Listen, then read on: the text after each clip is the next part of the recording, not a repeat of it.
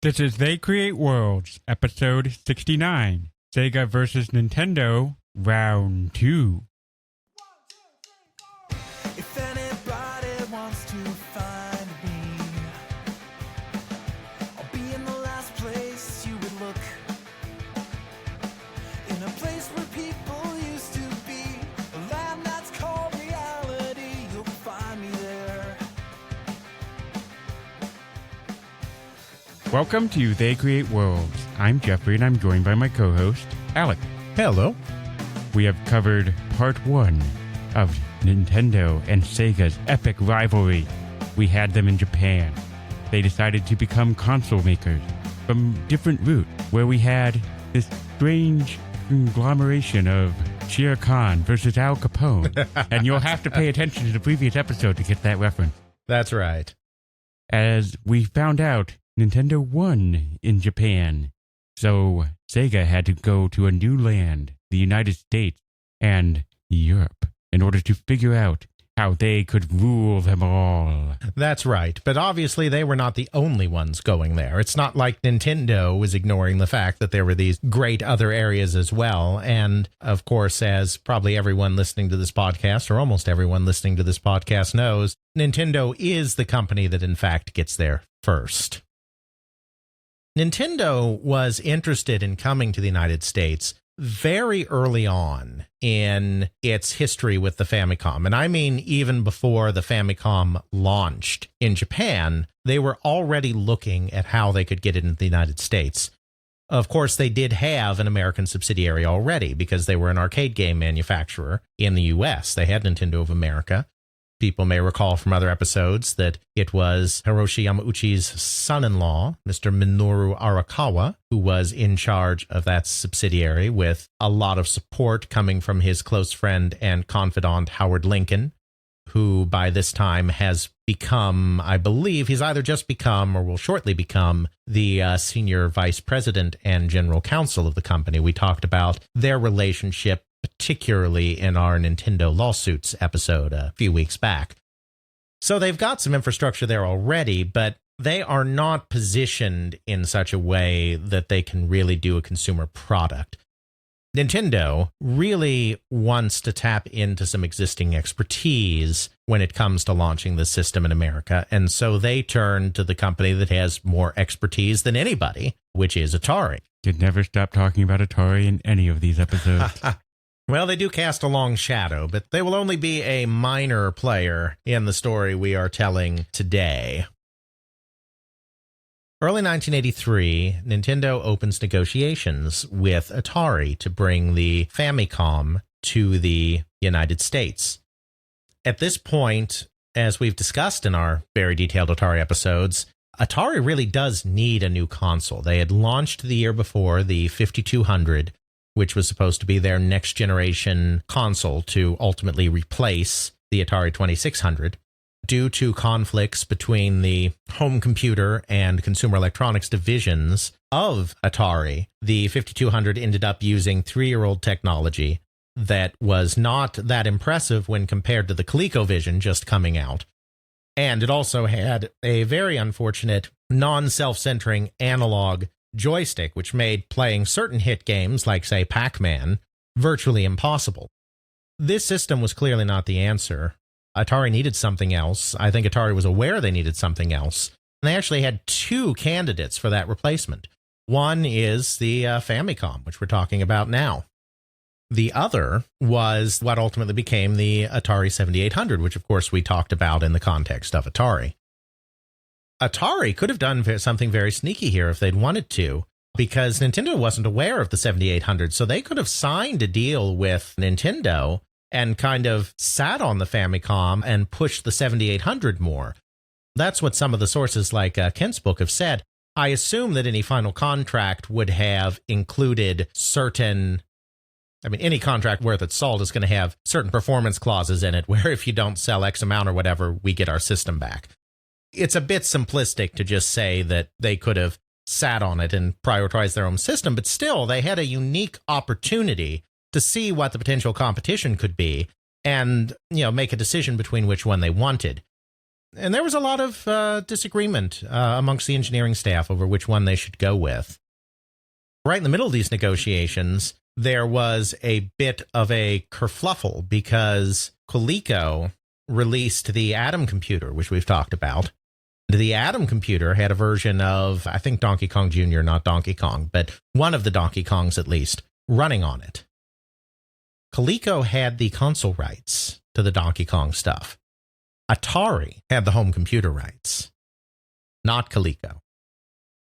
Atari was furious, and they called off all negotiations until such time as Nintendo fixed this.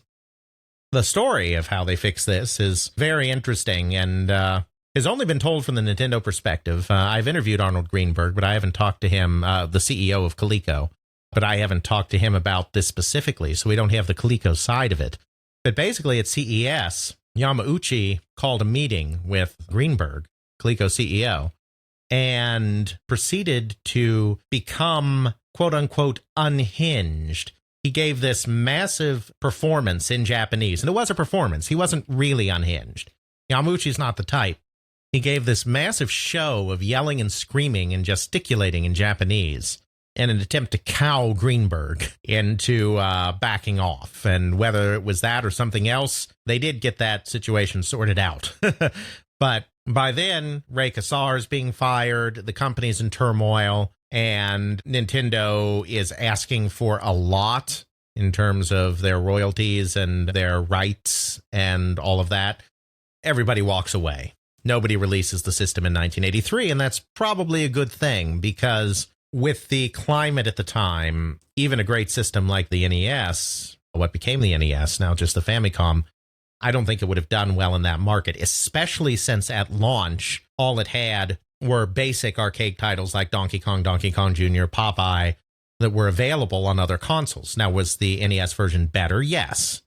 But still, when your entire market is falling apart and there's oversaturation of product, you're going to need something a little more special than that if you want to break through that challenge and actually be successful on the marketplace, I think it would be fair to say.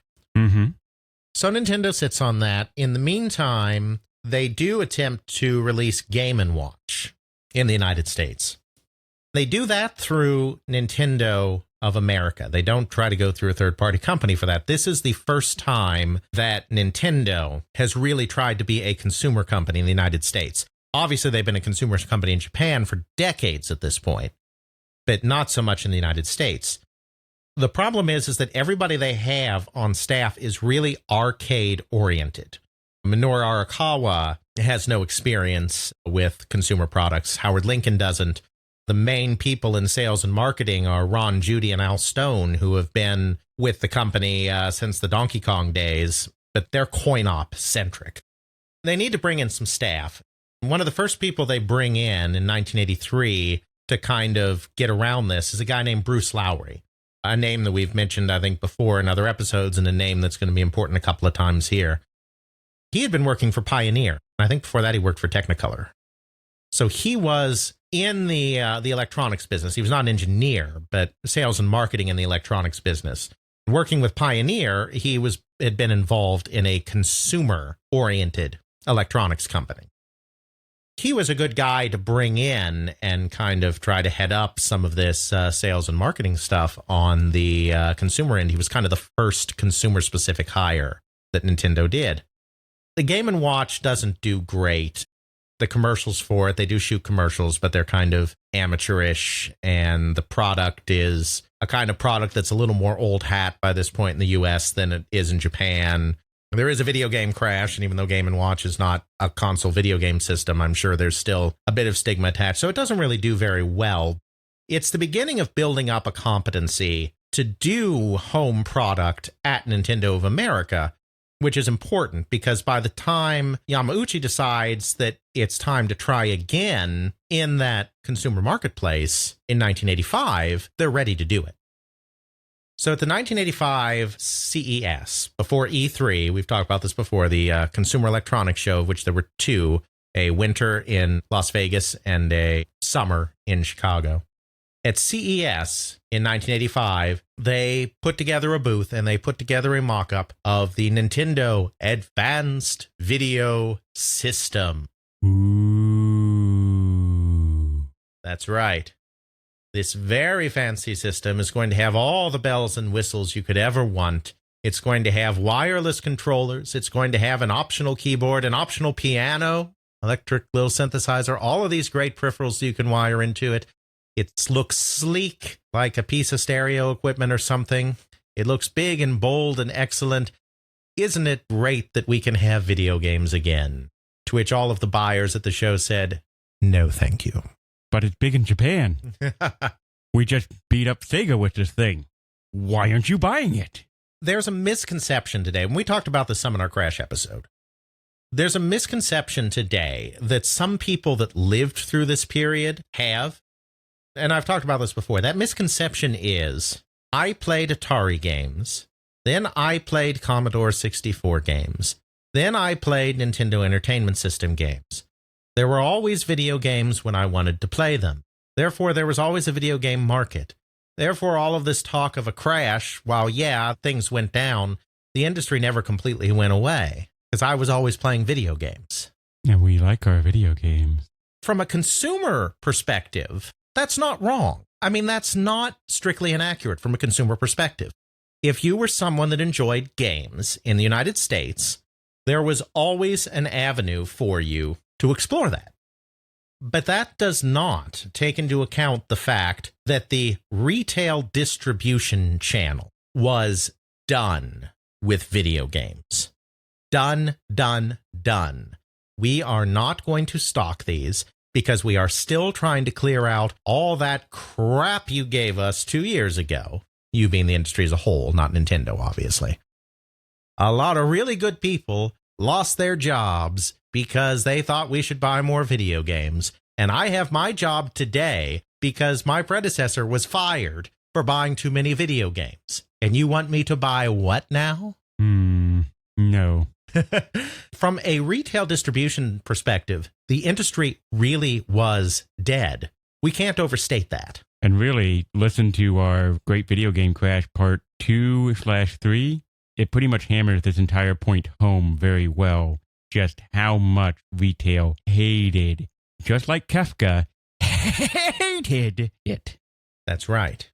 It wasn't all bad. There were certain visionary retailers out there that were still very interested.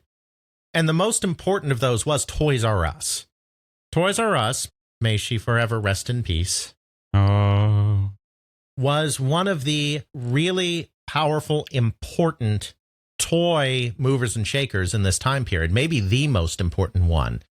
They had stolen the thunder from the department stores in that regard. Toys R Us, the ownership, Charles Lazarus and his team, never really gave up on video games. Even in the dark days of 83 and 84, they were fairly convinced that there was still a demand for video games and that a good video game could still sell. And in this time period, they even had some success with video games because they were a little more careful than some of these other outlets in the way they managed their inventory. There was an opportunity to perhaps get back in that business, but it was going to be an incredible uphill struggle for anyone that wanted to do it. Anyone in this case being Nintendo. So, of course, that's what leads to the famous test market.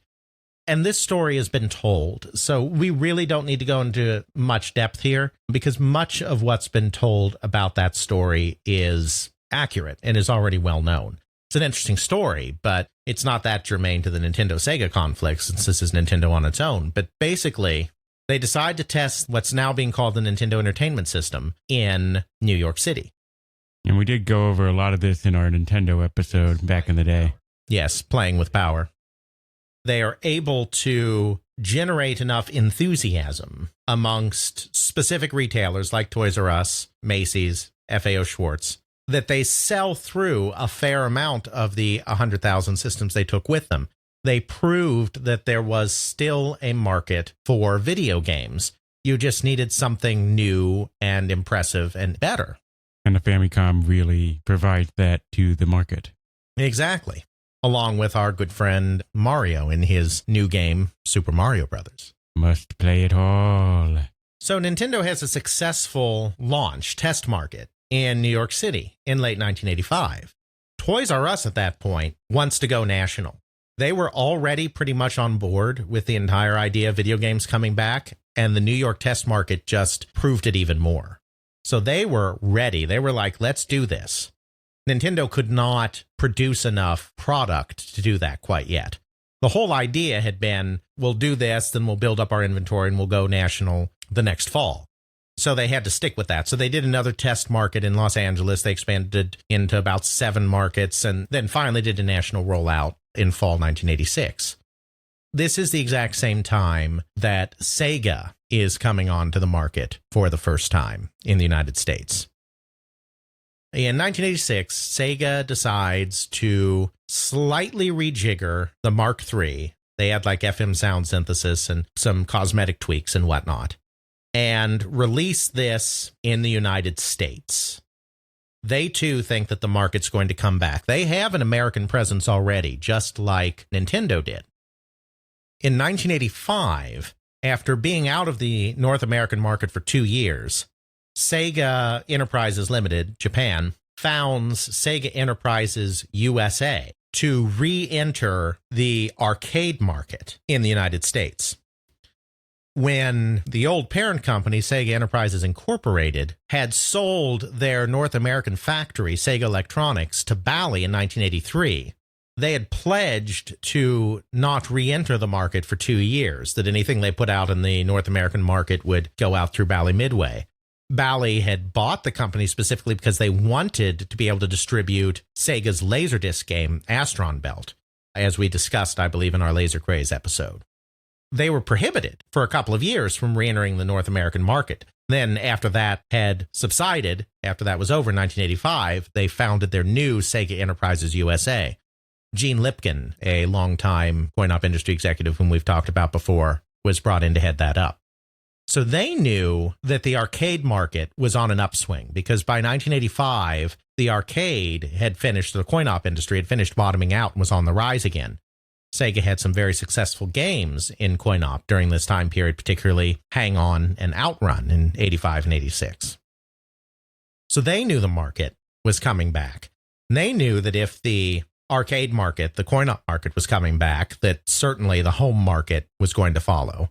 And they had a console, so they were very eager to get involved as well. They weren't as bold as Nintendo, who came in early, which was much to their benefit for building brand recognition and building support amongst retailers.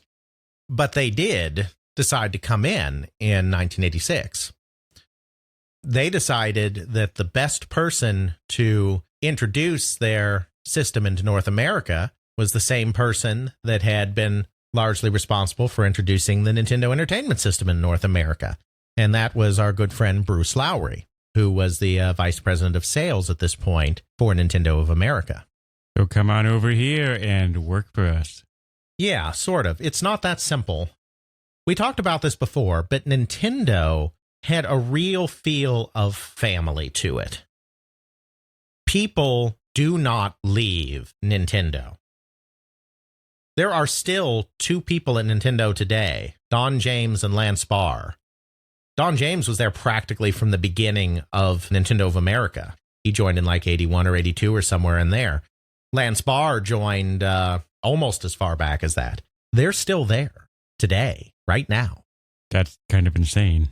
Loyalty at Nintendo is very high. Arakawa, we talked about, was a very soft-spoken, very bright, but very soft-spoken, shy, collegial kind of individual. Somebody who wanted employees to feel valued, who wanted employees to feel like they were part of a family, who wanted employees to feel like they were doing truly great work at Nintendo and were really appreciated at Nintendo. So Nintendo employees do not leave. And in fact, spoiler alert, eventually Bruce Lowry ends up going back into the Nintendo family. Yeah, I think we mentioned that before. It just goes away, comes back, but sort of comes back under conditions. It's not that simple a thing. And Lowry was not looking to leave. I want to be clear on that. I've interviewed him. So is Ken Horowitz, who's doing great work on Sega's history. He has a new book on Sega arcade history coming out later this year. His book on Sega of America, certainly going to be one of the big sources that we're using for this part of the podcast. Playing at the next level, I would definitely encourage people to check that out as well. We've both interviewed him, and in both cases, he said, I was not looking to leave Nintendo. He kind of wanted to get back to California. He didn't like all the rain in Seattle. But other than a slight preference for living in California instead of living in Seattle, he was 100% happy at Nintendo. But Dave Rosen, who is now, I forgot to mention the last episode, after the CSK buyout, Dave Rosen comes back into the fold. You know, he kind of retired from the American company. But after the buyout, he comes back into the fold, and he's looking over the American operations. He's not running day to day. He's down in Los Angeles, Beverly Hills, while the new Sega Enterprises arcade division is in San Jose up in Silicon Valley. So he's not running anything approaching the day-to-day. His job is to kind of keep tabs on what's going on in America, and he's going to be the chairman of the new North American subsidiary for console stuff. So David Rosen is really intent on getting him, really woos him hard. Bruce Lowery makes what he considers to be a pretty, not outlandish salary request, but definitely a salary request on the high end. Rosen doesn't even negotiate with him. He's just like, sure, we can do that. Okay. Which is a clue of how serious they are. And then he's promised, you know, you are going to get to build an organization from the ground up. There is no Sega console division because it's going to be separate from the arcade division. You know, Nintendo of America is both arcade stuff and console stuff. Minoru Arakawa, the president, is in charge of both of those. Now, they end up doing a separate president of Coin-Op, Frank Ballou. The organizations are run separately further down the org chart, but it's all one company at the end of the day. What Sega is going to do is found a company that is completely separate from its arcade division in order to do this console thing. Rosen said, you know, basically this Bruce Lowery, you are going to have the opportunity to build a complete organization from the ground up. You can base it wherever you want. You can hire whomever you want. You can do whatever you want to make this product a success for us. So that's pretty appealing, even if you're not planning on leaving, to be told, you know, this is your show. That's true. We will make you an offer you can't refuse. So in the end, Bruce Lowery accepts. He becomes the new president, I think president, not CEO, but the new president of what he decides to call Sega of America. There had been a Sega of America in the 1970s, as we discussed, but that organization went away with the collapse of Sega Incorporated during the crash. It just happened that it's the same name. I mean, there are only so many ways you name an American subsidiary of a Japanese company. He called it Sega of America because he came from a place called Nintendo of America. It does happen that there was a previous Sega of America as well. He founded the company in the offices of the arcade subsidiary. For the first little bit, first couple of months or whatever, they worked out of the arcade subsidiary's building because it's a new organization. They don't have a building yet. Mm-hmm. They move out of there pretty quickly. I think I mentioned this in one of our other episodes where we talked about part of this period before. But the interesting thing is that when Bruce Lowery left Nintendo of America, Arakawa was not upset with him. Nobody was mad at him. There was not a fierce rivalry between Nintendo and Sega at this time. It wasn't like going to work for the enemy or anything. What Arakawa said to Lowery, I got this from personally interviewing Bruce Lowery, was, don't do anything that would disappoint me. Now, he didn't mean that in the sense of, let's collaborate to make sure Nintendo's always on top. You know, that would be terrible. Arakawa would never ask someone to do that. But the point is, Nintendo is a family. Nintendo, at least in Arakawa's eyes, is an honorable business. Don't do anything at Sega that reflects a different philosophy than the philosophy that we had here at Nintendo of being a family company, of being a loyal company, of being an upright company. Don't do anything as an employee that you wouldn't do here at Nintendo as an employee, and don't show dishonor by doing something dishonorable at Sega and then sort of show that, oh, behind the scenes, Nintendo employees are really ruthless like this.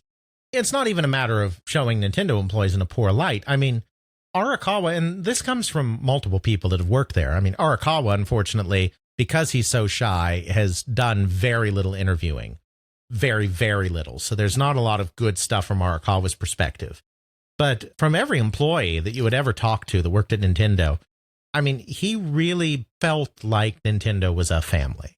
Loyalty to your people above all else. We can talk about their other things that they did. We've done it in past episodes, and we'll do it in this episode. Their controlling nature, their strong-arming nature, their even sometimes bullying nature with others outside the organization. But within the organization, he really felt it was a family. So Bruce Lowry leaving Nintendo to go off to Sega is like a son going off to college or a son going off to start his first job. It's like, your family, you've been a part of us, we've raised you. He's only been there a couple of years out of his entire professional career, but still, we raised you, now you're going out in the world, make us proud, is basically what we're saying. I think that plays into the way the first phase of this Sega v Nintendo battle plays out. And that's why I've taken so much time to talk about this at this juncture, because there isn't really much of a console war between Nintendo and Sega in the 8-bit era.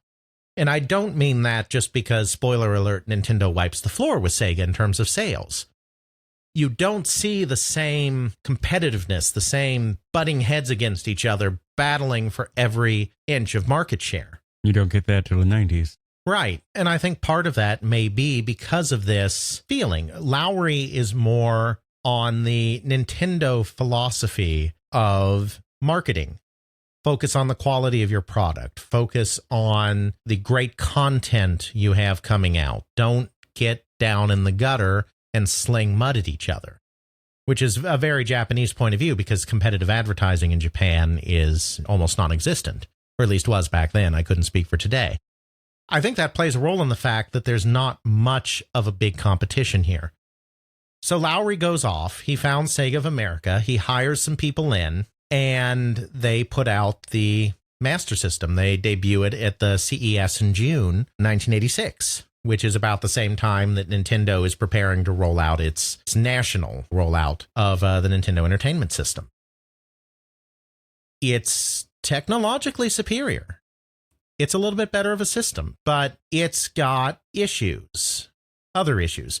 First, Sega does not have the same brand recognition that Nintendo does because Nintendo was able to get a head start on brand recognition by having that great test market and being able to trumpet that they had a successful test market, and they've had advertising put together longer. All their now you're playing with power stuff, which is pretty classic stuff. So they've got more of a name recognition. They've already gotten the trust of several big retailers, most notably Toys R Us. So they've really built up momentum in a way that is kind of hard to fight against. They've already been in with sales reps. This is another big thing. And one that maybe doesn't get talked about as much as it should. Distribution, we talked about Shoshinkai in the previous episode, and we're talking about distribution again here. Distribution isn't the sexy kind of thing that sells books, but it's an important part of whether a system succeeds or fails in the marketplace. Logistics. It's always logistics. If you don't have good, solid logistics, whatever you're doing, be it a military force, selling something, or just, I need power and water to my home. If those logistics aren't good, the entire system collapses. Right. Nintendo and Sega, neither one at this point has a direct sales force. They are both relying on manufacturers' reps to sell their product. And we've talked about sales reps before. Basically, a sales rep organization will be active in a bunch of different product categories, but they'll only push a single product in any given product category in order to stop there from being a conflict of interest.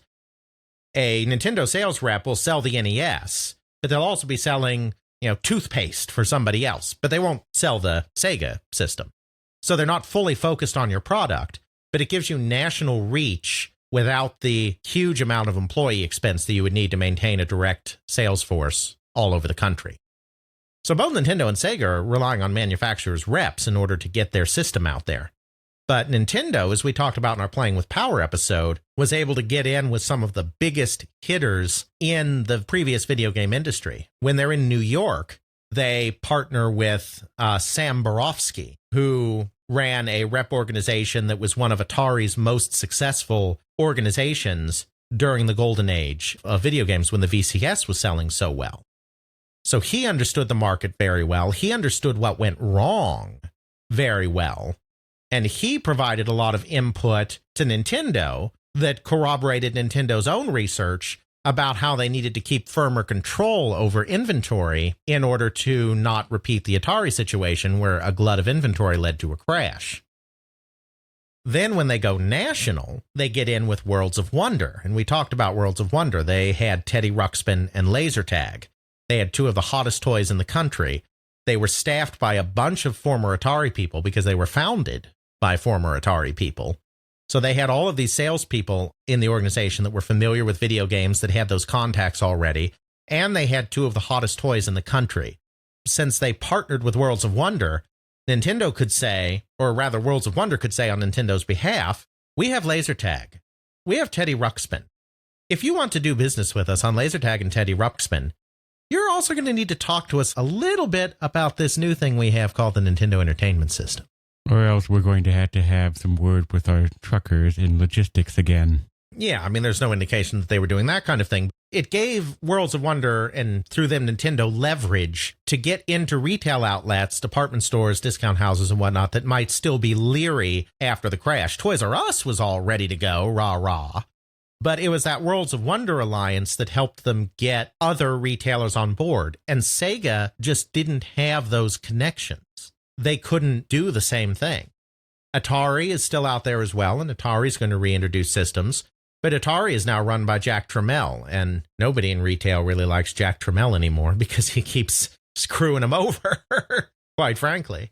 Yeah, he pretty much goes, I'm telling you this, we're making these promises, and I'm going to renege on those promises. Exactly. Business is war for Mr. Tramiel, and he doesn't Everyone care how else many is a victim. casualties. Exactly. Nintendo's got the best reps, got the best distribution. They've got their advertising and name recognition in place already. For Sega, it would be almost impossible to overcome that without taking some very aggressive moves. The other problem is the games. Sega is an arcade company. First and foremost, that's its identity. Nintendo, as we talked about, is a toy company.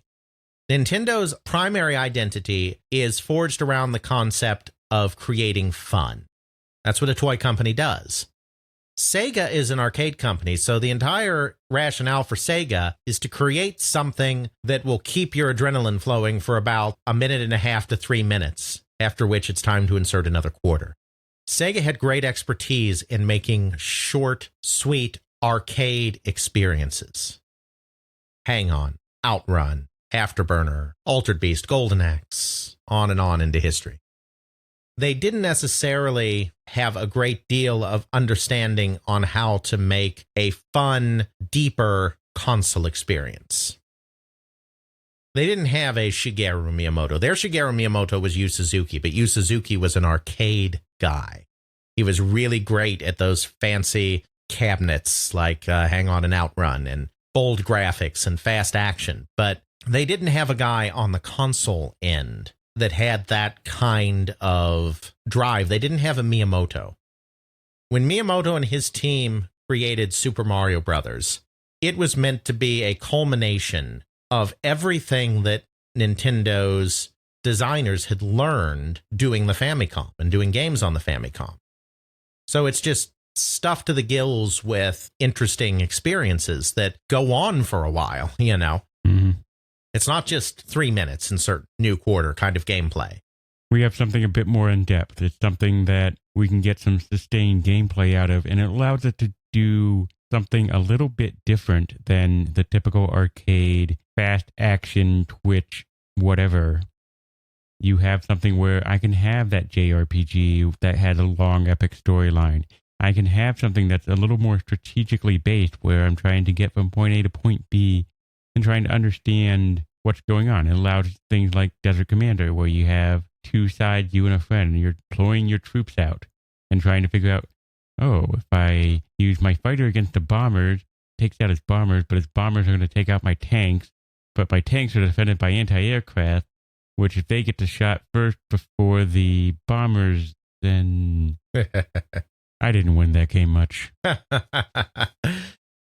The other thing about Miyamoto and his group, Tezuka and Nagano, the people that were putting this game together, they were masters of scaling difficulty and managing player evolution.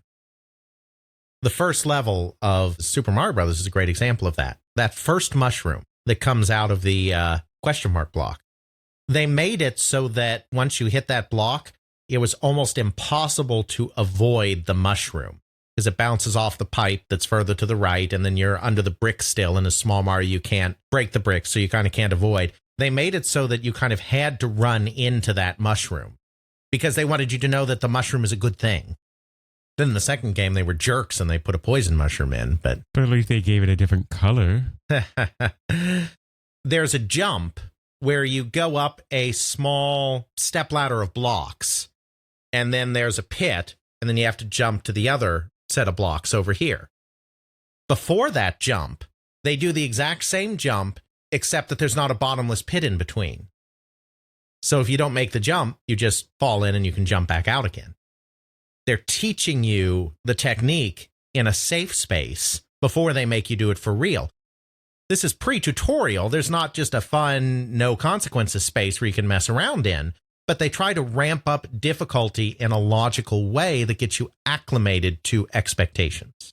And this is a really great way of making video games where the game itself, the natural flow of the gameplay, teaches you how to play the game without having to do a pop-up in order to explain what it is. There's a funny video that I'll probably end up throwing in the show notes where, what if Mario Brothers was made today with the way Nintendo likes to hold your hand? Starts going to explain, okay, you have to push right in order to move right. Let's try that. Push right now. You move 2 steps. See, that was easy. Now you need to jump. Push the jump button, which is this button over here. Push the jump button now. You push that, you jump. And then it shows the guy who's doing this, and he's like, gives up. No, don't turn it off. No, we'll be good. Exactly. An arcade game or an arcade game design sensibility is to wipe you out in the first few seconds. You learn, you get better as you play, but the only way you get better is by dying repeatedly and inserting more quarters. Nintendo had designers that understood how to make a home console experience. I mean, that changes at Sega, but in the beginning, Sega really didn't. They were really still thinking about arcade experiences. And this is another thing that Sato, I talked in the previous episode about the new oral history that's been done in Japanese with Hideki Sato, who was overseeing a lot of this console stuff. And in that oral history, he admits the same thing. It's like, we knew how to deliver an arcade experience. We didn't really understand yet how to deliver a home experience. And that changes. I mean, Phantasy Star, their RPG on the Master System, really is a classic. It's a well-designed RPG. It's a good game. It's something that is still talked about and raved about to this day. It takes them longer to get there. Nintendo is already kind of there before them. Nintendo's already got that success in place. And then, of course, it's just there's the third-party software. There's no way of getting around the fact that Nintendo had a stranglehold on third parties, because if you wanted to put a game on their system, you signed a contract that said that that game would be exclusive to the Nintendo Entertainment System for 2 years. Because all of the companies involved in this business, at the beginning, literally all of them, and even by 1987, it's most of them, are all Japanese companies. They are all looking towards their Japanese market first. Doesn't matter if they have an opportunity to make a lot of money in the US too. They have to look to their home market first. The Famicom has like 90+% of the market in Japan. In Japan, you're not going to bother putting your game out on anything but the Famicom. But if you're putting your game out with Nintendo, Nintendo is going to extract some concessions out of you in terms of exclusivity. There was no way any of these Japanese companies were ever going to break ranks with Nintendo to put out product on the Sega Master System because it was not economically viable for them to break away from the company that was making so much money for them in Japan, and of course ended up making so much money for them in the United States as well. So there was this strict control structure that we talked about in other episodes, so we don't need to talk about it here. And there were a lot of companies that chafed under that structure, that control, but it was still their best bet for making lots of money. And so nobody was going to break ranks and go to Sega. So Nintendo has the best sales reps. Nintendo has the better brand recognition. Nintendo has the best games and the most games because everyone's making for them. That doesn't leave a lot for Sega. Not really. I've never heard that Sega had a console before the Genesis. Wait, Sega Master System? What's that? I knew one person. I think I mentioned that in a previous episode. You did. I knew one person who had a Master System. He had an NES too. He didn't just have a Master System, and we only played that Master System like once. I mean, when we were always there, we were over there, we were playing Bases Loaded, Mike Tyson's Punch Out, and Skate or Die on the NES. We weren't playing on the Master System. It doesn't leave them a lot. I mean, they tried, certainly. Master System name, it's an interesting story. Master System was actually named by the American staff, by Bruce Lowery and his main marketing man, Bob Harris, who came to the company from J. Walter Thompson, where he had done much of the advertising for Activision. J. Walter Thompson had the Activision account, and Bob Harris was on that account. So he was a marketing man with experience in the video game industry already. They came up with the name. They just came up with it randomly. I mean, it was something that sounded good and powerful, basically throwing darts at a board. I mean, not literally, but that's essentially what they did. But then they had to go justify the name to Japanese management. It was called the Mark III in Japan. So they go to a meeting with Nakayama and with Okawa, who we may recall as the chairman of the company, who was president of CSK Corporation. Okawa, I believe, not Nakayama, Okawa asks, why are you calling it the Master System? You know, he's kind of unsure about the name. And on the spot, Bob Harris is there thinking. And on the spot, this was not the reason they named it this at all, but he just says to Okawa, because in order to be a master, like in martial arts, you have to conquer all of your opponents. And so the Master System is going to be the master of the video game industry that conquers all of its opponents. Sold. That's right. You may recall that all the packaging, well, you may not because you never saw a Master System. The packaging for the Master System games and whatnot was white. It was white with kind of a blue square pattern. They went white because much of Nintendo's packaging was black. So that was just a direct, we're going to be the opposite of who they are.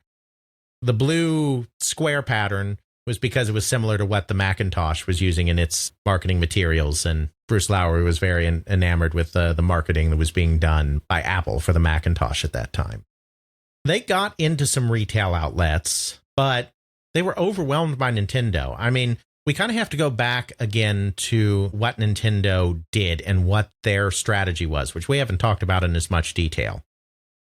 After Bruce Lowery left, they brought in a guy named Bruce Donaldson, another Bruce, to be the head of sales. Ron Judy, who had been on the arcade side, was overseeing marketing. But then in late 1986, Ron Judy left to take on other responsibilities at Nintendo. And so they hired a new VP of marketing named Peter Main, who started working in early 1987. Peter Main was a Canadian. He had spent years with Colgate Palmolive selling toothpaste and whatnot, marketing. Then he had gotten involved in their restaurant division and was helping manage some of their restaurant operations. And then he left that and took over running some fast food burgers joint in Canada himself. He got to know Minoru Arakawa because in the 70s, before Arakawa had joined Nintendo, he was doing real estate stuff up in Canada, and he happened to live across the street from Peter Main. They were neighbors. Nintendo, actually, in its very early days, got involved with the whole Chuck E. Cheese thing. We didn't talk about this, I don't think, in our Chuck E. Cheese episode. But Nintendo actually was one of the franchisees for Chuck E. Cheese for a brief period of time. So when they were buying into a Chuck E. Cheese franchise, Arakawa asked his buddy Main to kind of advise them on this because Main was in the fast food business, in the restaurant business. At that time, he was really trying to get Peter to join Nintendo because he was very impressed with Peter as a marketer. But he was not interested. He didn't want to move from Canada. He was happy doing what he was, et cetera, et cetera, et cetera.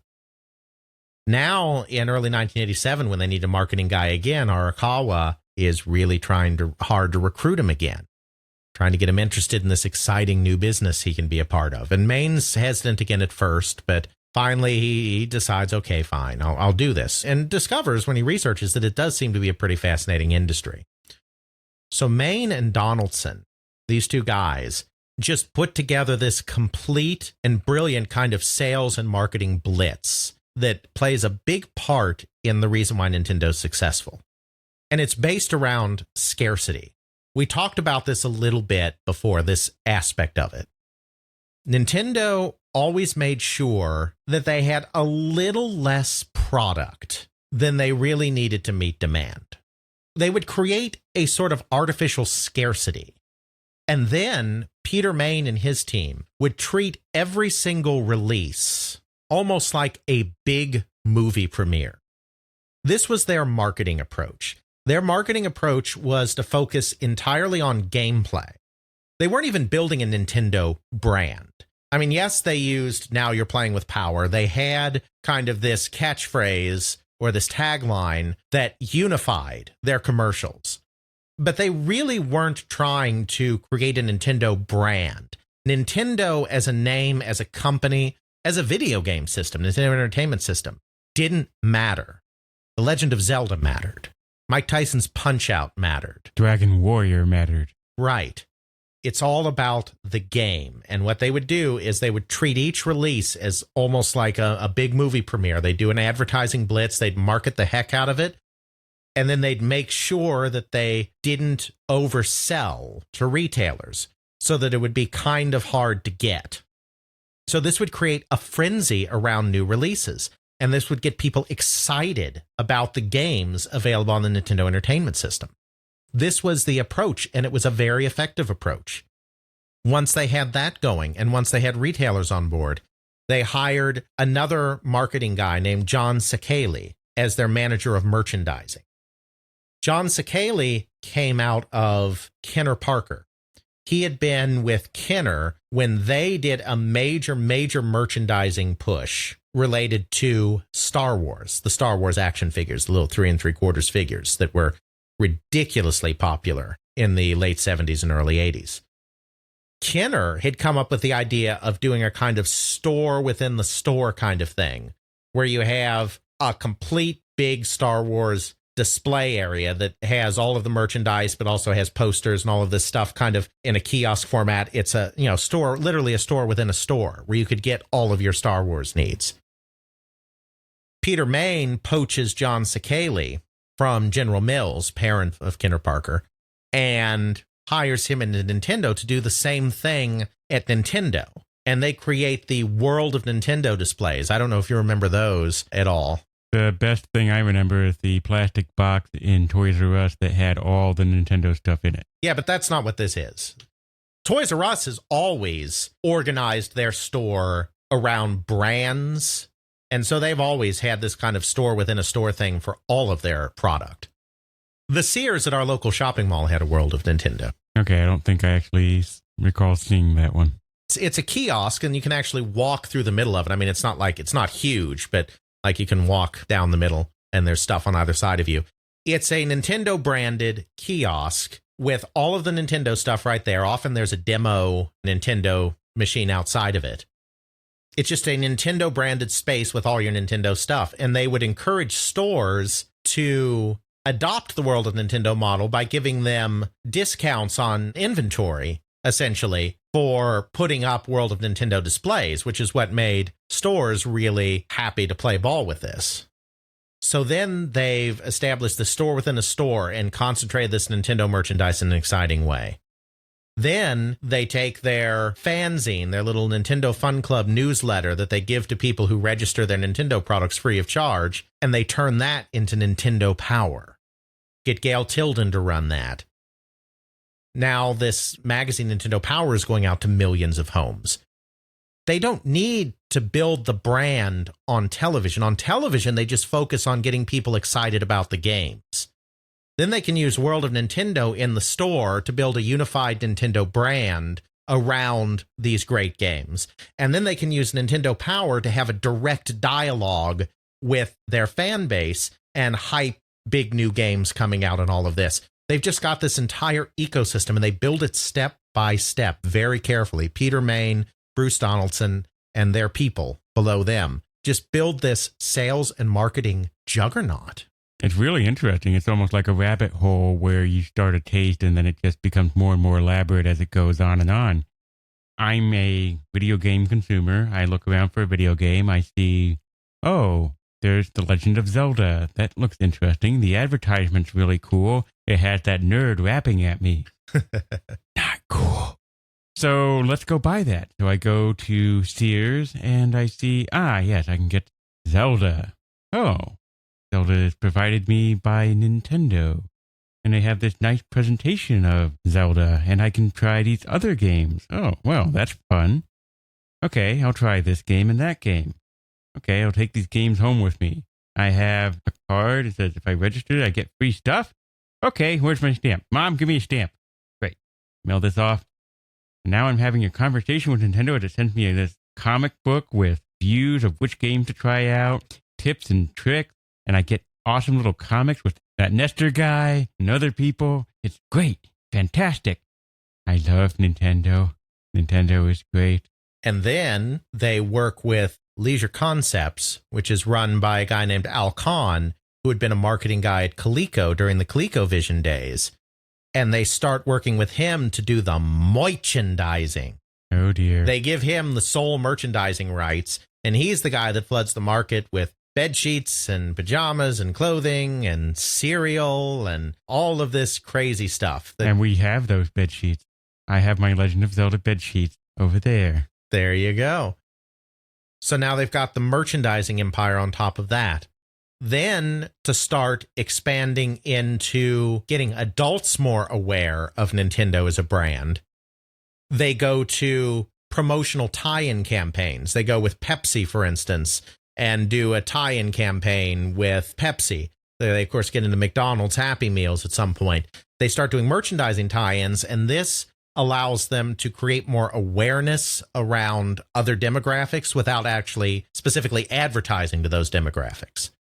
So it's a very careful, step-by-step, well-oiled machine that Peter Main creates in order to make Nintendo synonymous with video games. You didn't play video games. You played Nintendo. Didn't matter if that was an Atari system in the basement. You played Nintendo. Yep, pretty much like how any video console of that era, it became the Nintendo. Right. Not even the Nintendo Entertainment System, not even the NES, just Nintendo. Mm-hmm. So what's that new Nintendo that Sega put out? Exactly. Sega's having trouble competing with this. They get into some retail spaces, but they're not able to do much. They could try to get into a price war with Nintendo, but Bruce Lowery specifically opts against that. He doesn't want to be involved in that kind of thing. They do decide to release what they called the base system, which was basically stripped down. It didn't come with a bundled game, just fewer components. Nintendo, of course, streamlined their system over time, too. They started by having the big thing with the robot. The robot vanishes. After the first year, practically. Right. As we discussed in our Nintendo episode, it was basically a Trojan horse to get people to be like, hey, this isn't a video game. This is a robot game. Yeah, a robot game. Everyone likes robots. But they don't get into a price war. They just don't have the software to compete on. They don't have the same budget that Nintendo does to work with because Sega is not as well financed a company as Nintendo is. And so they're in some trouble. George mentions that Nintendo of America really did feel that games were a kid thing, and really with Lincoln, he really marketed it that way. That's very true, too. And that's something we'll get into more when we get into the 16-bit. But Nintendo very much retrenched. They figured the market's entirely dead. We can't try to market to everybody at once again because it's dead. We have to pick the demographic that we're most certain is going to respond to what we're doing and just really drill down to that one demographic.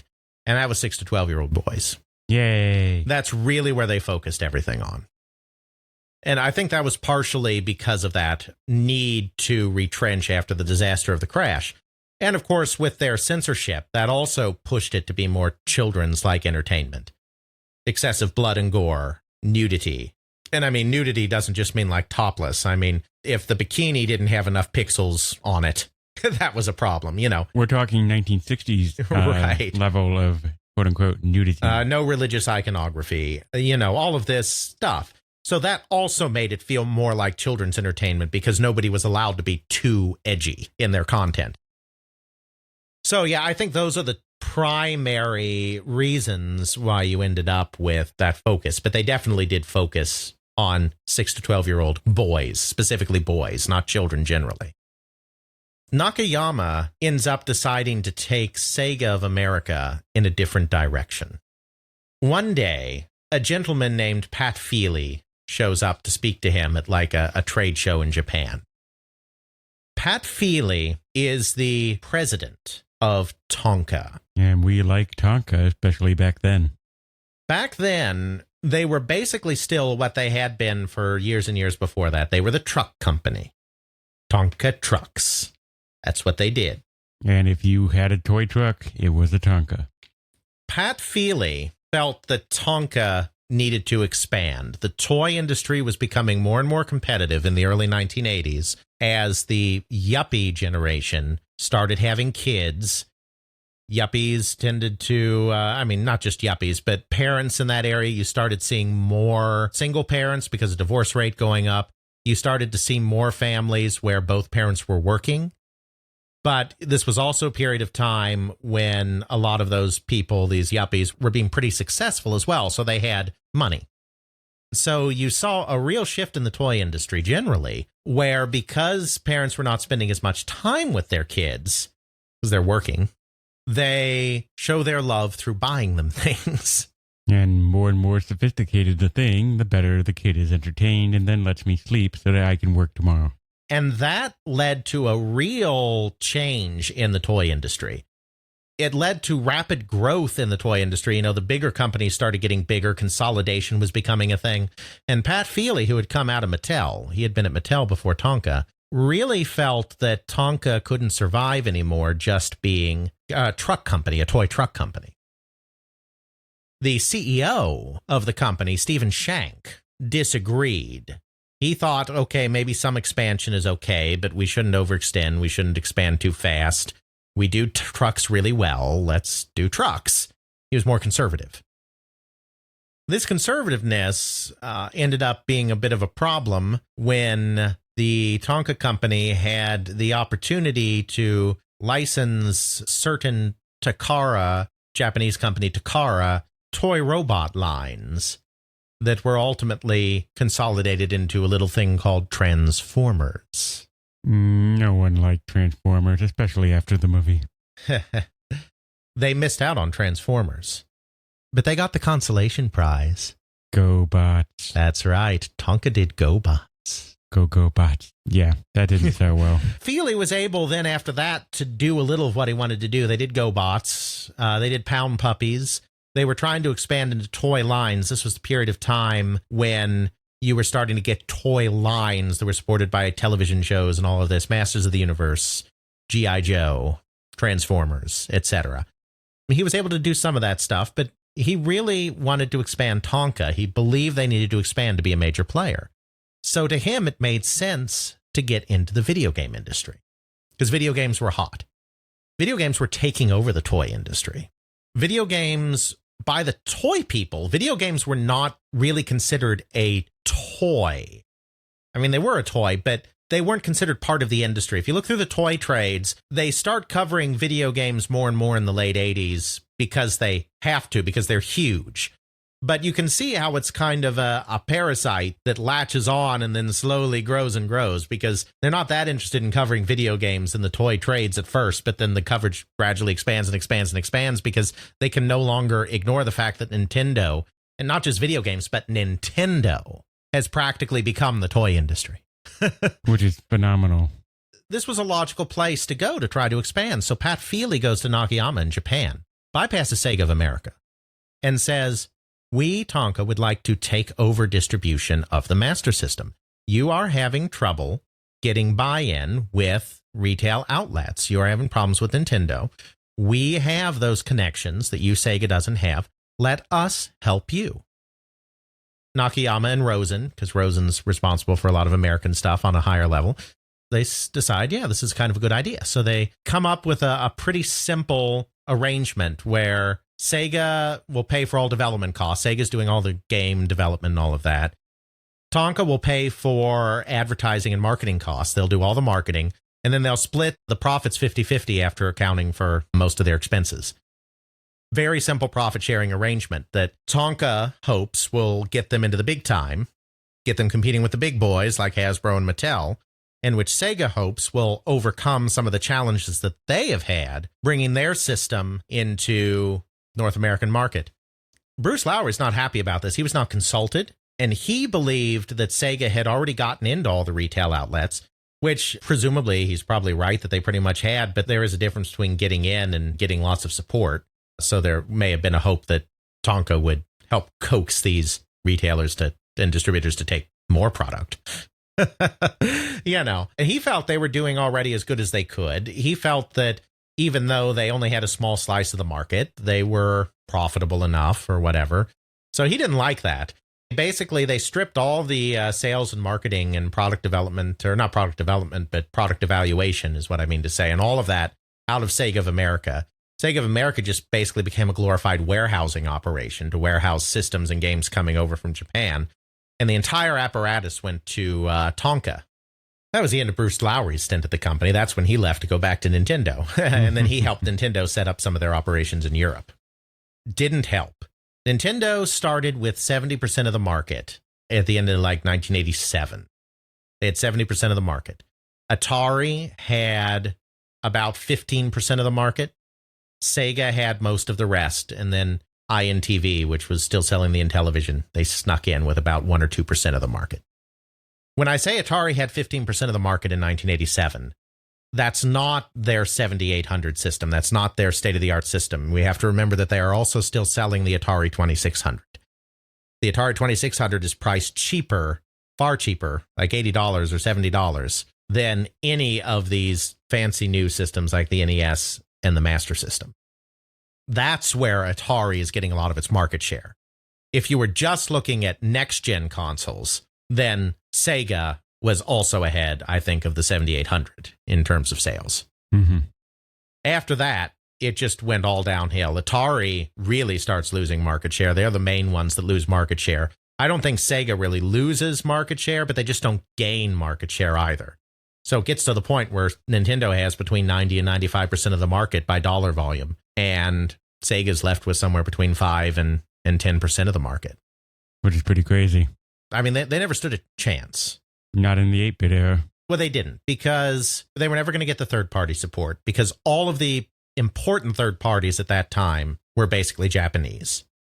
You would need a non-Japanese partner to break ranks in order to get a third-party supporter. The Japanese companies were never going to break ranks. There were exactly 2 third parties on the Sega Master System. One was Parker Brothers, which had actually been purchased by Tonka. So it was basically just Tonka releasing games as Parker Brothers, and they were the distributor of the system. So that's practically not a third party at all. Barely a second party. Exactly. The other was Activision. I think we talked about this in our Mediagenic episode, but Bruce Davis really wanted to make sure that whoever won, he was there.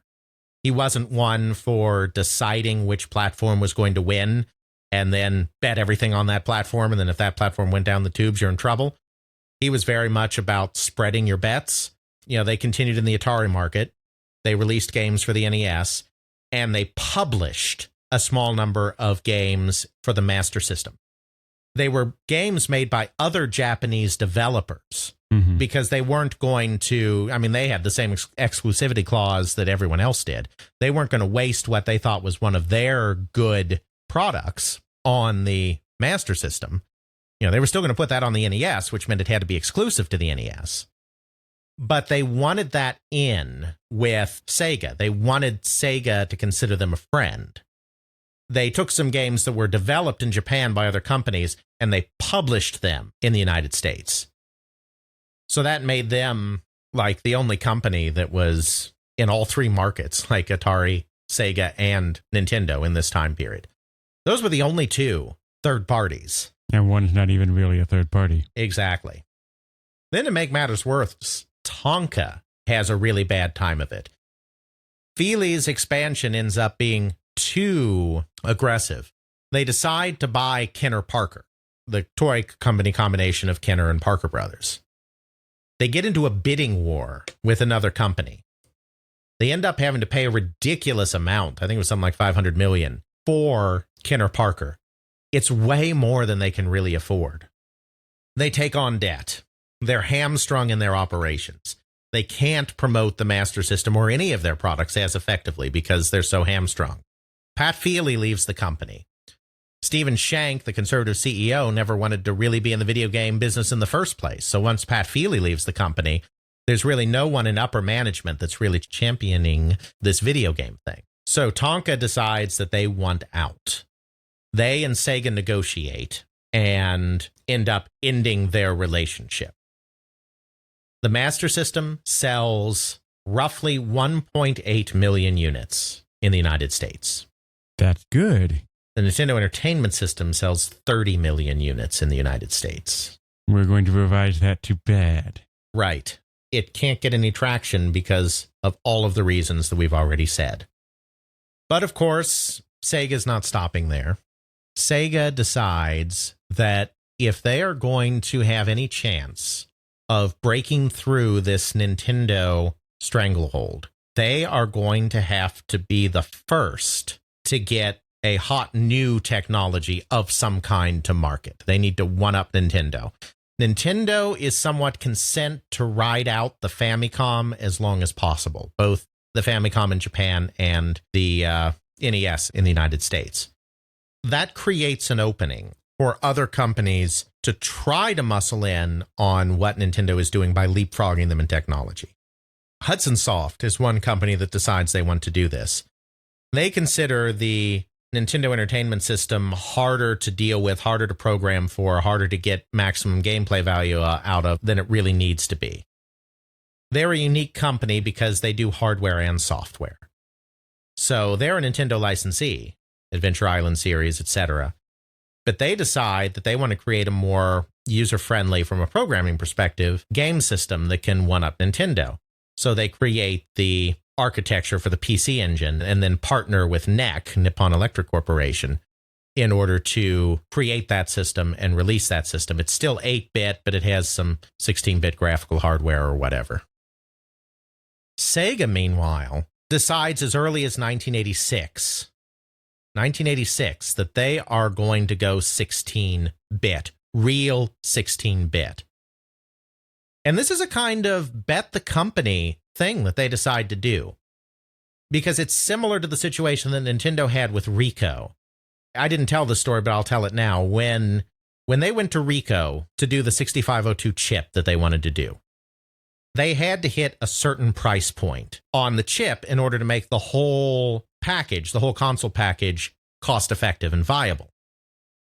In order to do that, they had to place an order for 3 million chips. They had no idea whether they'd be able to sell this Famicom thing to anybody.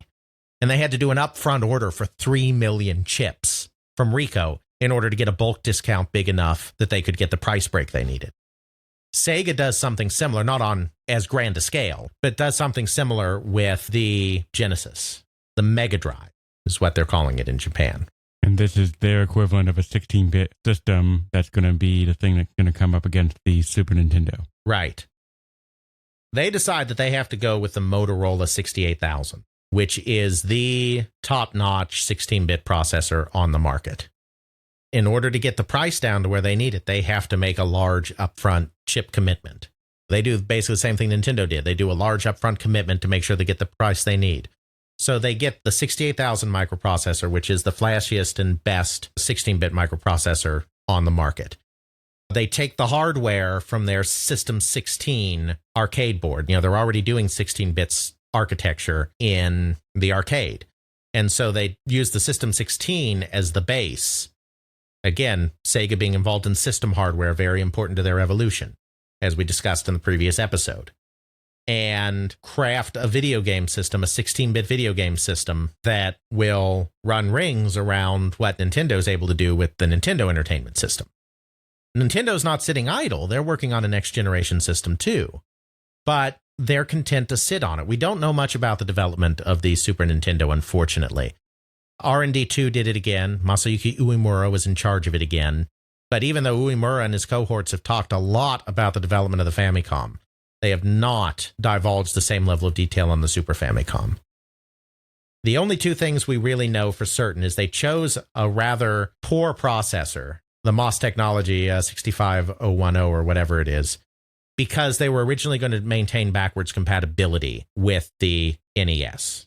The Genesis actually, the Mega Drive in Japan and Europe, the Mega Drive actually had backwards compatibility with the Master System, but only with a special converter put on top of it.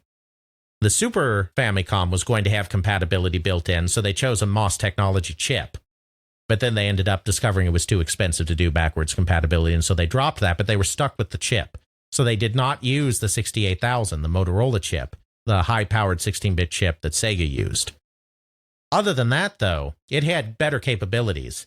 They made a deal with Sony for a fantastic sound chip that actually came about because a guy named Ken Kutaragi, we might hear about him again, saw a Famicom and was impressed with the future of video games and basically decided on his own to do an audio chip and then offer it to Nintendo. We'll definitely hear about Ken Kutaragi again sometime. They did a very good graphics hardware that, of course, had all the sprite scaling and rotation stuff that was very impressive that Sega's system could not do.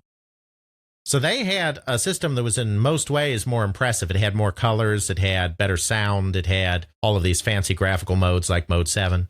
But they were sitting on it. They showed it in 88, but it didn't come out. They showed it in 89, but it didn't come out. I saw in one source that part of the reason for that might have been there was a chip shortage, not the ROM chip shortage that we talked about in the past that briefly scuttled the cartridge market, but like a RAM shortage that was going on at the same time that really drove up the price of RAM. And so they were waiting. But they showed it in 88, they showed it in 89, it didn't come out until 90. By then, Sega had been on the market for 2 years. Again, in Japan, they couldn't do anything. They just couldn't break through in Japan. We've talked before about the kind of collective mentality in a place like Japan. Once one system, company, whatever, is successful, then that's what everybody gravitates towards. You don't get a 50-50 split in Japan. More like 90-10. Once there's a clear winner, everyone flocks to the winner. Right, and it takes a lot, a almost Herculean force in order to dethrone a established company. Exactly. So, you know, the NES still had all the best software. The early Genesis software, Mega Drive software wasn't particularly impressive. You know, they didn't have a chance there. But they were also going to be launching first in the United States with a new technology. The United States is a place that is always interested in new technological doodads. And it's a place where people are always willing to change their mind to a different brand if you present it in the right way. So this was a fresh opportunity after being squashed in the 8-bit market to try to establish something worthwhile in the 16-bit market. And this, of course, leads to the great conflict, the heart of the Sega versus Nintendo console war that will be the subject of part 3 of this extravaganza that we have going here. So to do a brief summary of this thing so far, we had Sega and Nintendo in Japan. Nintendo completely dominates Sega in Japan, and it is practically impossible for them to get any kind of foothold. They try to take this system over into the United States, but Nintendo got there first, and pretty much through a combination of extremely good marketing and exclusivity clauses, completely dominates the 8-bit system. So Sega has been working on this 16-bit system and sees that, Nintendo's been sitting on this technology, and we can come to market first. Great, we're out here, we're first, we're the first 16-bit system out here. We're partying, we're doing good. Then Nintendo goes, we would like to present Her Royal Majesty, the Super Nintendo. And Sega don't take kindly to that kind of thinking. That's right. So, Part 3 of Sega vs. Nintendo, where the real fight begins. Next time on They Create Worlds. Check out our show notes at podcast.theycreateworlds.com, where we have links to some of the things that we discussed in this and other episodes. You can check out Alex's video game history blog at videogamehistorian.wordpress.com. Alex's forthcoming books will be released through CRC Press. You can email us at feedback@theycreateworlds.com and follow us on Twitter at TCW Podcast. Please consider supporting us on Patreon at patreon.com/theycreateworlds.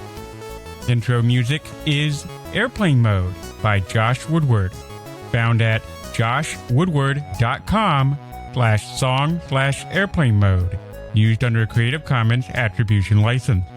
Outro music is Bacterial Love by Roland Music, found at freemusicarchive.org, used under a Creative Commons Attribution License.